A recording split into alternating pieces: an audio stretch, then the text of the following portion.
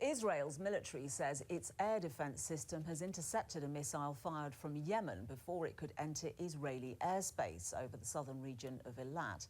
The attack comes after Israeli fighter jets carried out airstrikes on Saturday on the Houthi-controlled port of Hodeidah in Yemen.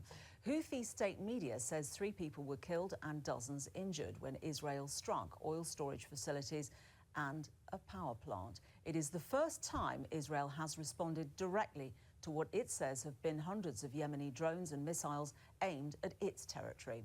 The Israeli Prime Minister Benjamin Netanyahu says the operation shows Israel would reach its enemies no matter where they are. Now, anybody who just seen this story and listened to what BBC said would assume that Houthis responded to unprovoked attack by Israel. Is that what really happened? No.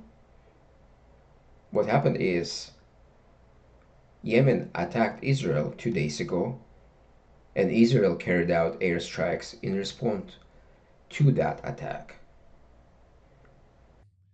From the beginning of the war, I made it clear that Israel would harm anyone who harms us.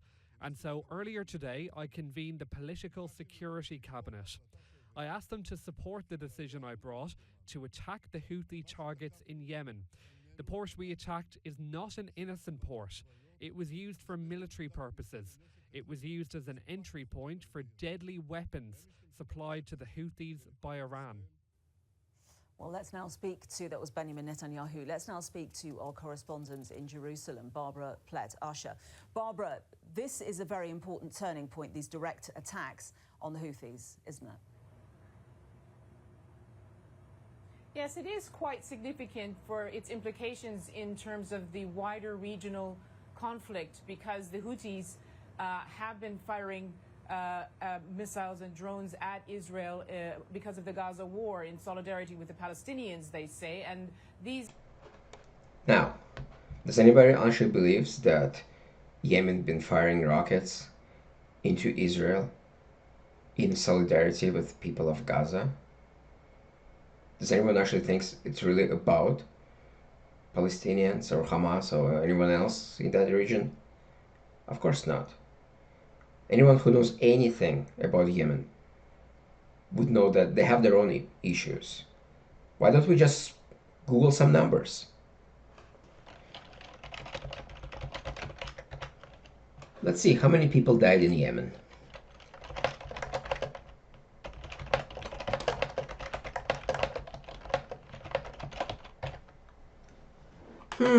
The first article. According to the UN, over 150,000 people have been killed in Yemen, as well as estimated of more than 227,000 deaths as a result of ongoing famine and lack of healthcare facilities due to war. So guess what? Most of those 227,000 people are women and children. So they literally had 400,000 people died in Yemen. People starving to death, literally. And they worrying about what's happening in Israel, 2,000 kilometers away? Really?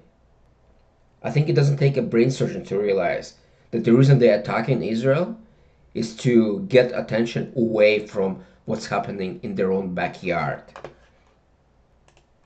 Strikes or these attacks haven't really created any damage because they've been intercepted, most of them. But now they hit Tel Aviv last week and killed somebody, and this is why the Israelis have responded with the first time they've had this direct attack against Yemen. And the Yemenis have responded by saying, or the Houthis have responded by saying, we will meet escalation with escalation. So the Israelis have a greater threat on their northern border from the Hezbollah in Lebanon. But both of these groups, Hezbollah and the Houthis, are backed by Iran. So the Israelis see this as a wider conflict with Iran that's being fought on different fronts. And now this front with the Houthis in Yemen has flared up and created a more dangerous situation. And the wider context, of course, is these attacks on ships in the Red Sea and the Gulf of Aden. Well,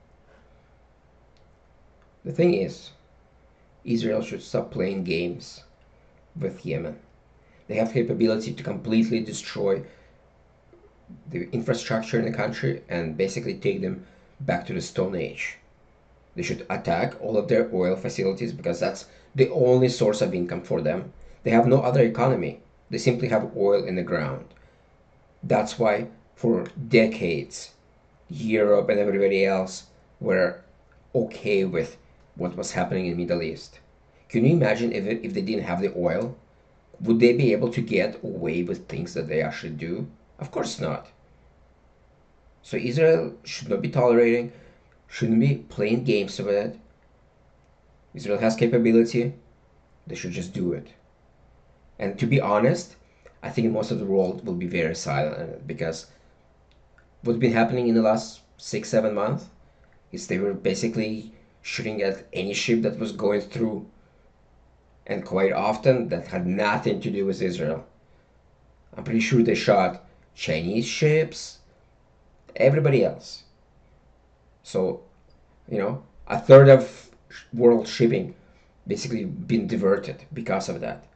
So, yeah, publicly, nobody will be praising Israel for attacking them, but I can guarantee you, nobody will be putting any pressure on Israel of what they're doing. So they should just take a chance and honestly put Yemen back to the Stone Age. When the Houthis started responding to the Gaza war, which was shortly after the Hamas attacks in October, they began by targeting the ships in the Red Sea, as you said, off the coast of Yemen. They said that they were targeting Israeli-owned or Israeli-linked ships, although they have hit other ships, many other ships as well, including those that are associated with the U.S. and the U. Yes, they hit many other ships. Literally, including Chinese, because they simply don't have enough intelligence on what ships are going through the channel there. So they basically see a ship on the radar and they shoot at it.